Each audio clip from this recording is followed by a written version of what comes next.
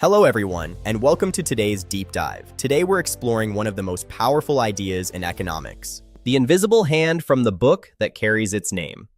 Published as part of Adam Smith's groundbreaking work in 1776, whether you're a student, entrepreneur, or just curious about how the world works, this video will give you the main points and practical lessons. Let's get started.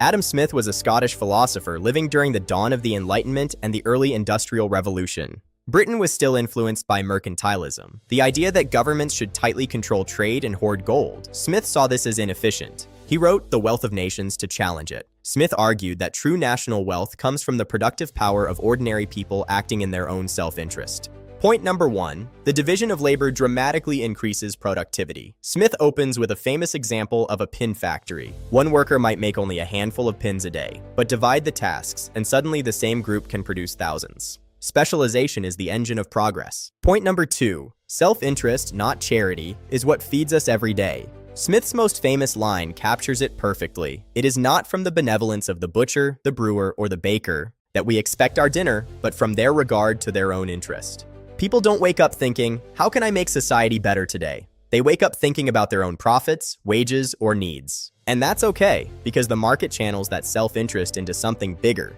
Point number 3, the invisible hand coordinates everything. Here's the core metaphor. When a merchant or producer pursues their own gain, buying low, selling high, competing fiercely, they are led by an invisible hand to promote the public good. They don't intend to help society, they just want to make money. But by making better products, lowering prices, or creating jobs, they unintentionally make everyone better off. Smith wrote, by pursuing his own interest, he frequently promotes that of the society more effectually than when he really intends to promote it. No central planner or king needs to direct this process. The price system, supply and demand, does the work automatically. Point number 4, free competition and limited government intervention create the best outcomes. Smith was no anarchist. He believed government had important roles, defending the nation, enforcing contracts, and building public infrastructure. But he fiercely criticized monopolies, tariffs, and excessive regulation. These distortions prevent the invisible hand from working. He argued for free trade between nations, open markets, and letting capital flow where it is most productive.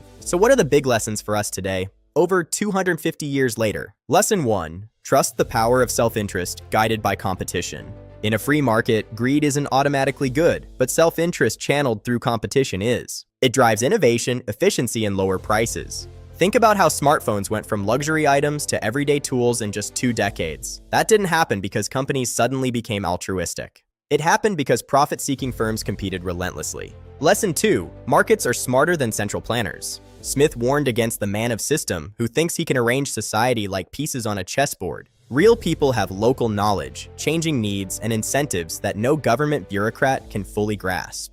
History has shown this again and again, from the failures of central planning in the 20th century to the rapid recovery of market-oriented economies after crises. Lesson 3, freedom and responsibility go hand in hand. Smith wasn't promoting unchecked selfishness. In his earlier book, The Theory of Moral Sentiments, he emphasized empathy and moral behavior. The invisible hand works best when people play by fair rules, when contracts are honored and fraud is punished. The lesson? Free markets need strong moral and legal foundations. Lesson 4, wealth is created, not just redistributed. Smith showed that the pie can grow. Nations become rich not by taking from others, but by producing more through specialization and trade. This idea remains radical. Poverty isn't the natural state. Prosperity is something we can build together. In summary, The Invisible Hand isn't just an economics textbook. It's a profound insight into human nature and social order. Adam Smith taught us that when individuals are free to pursue their own interests within a competitive system, an unseen force aligns those efforts for the benefit of all. It's a message of optimism. The world improves not through top-down commands, but through the everyday decisions of millions of people,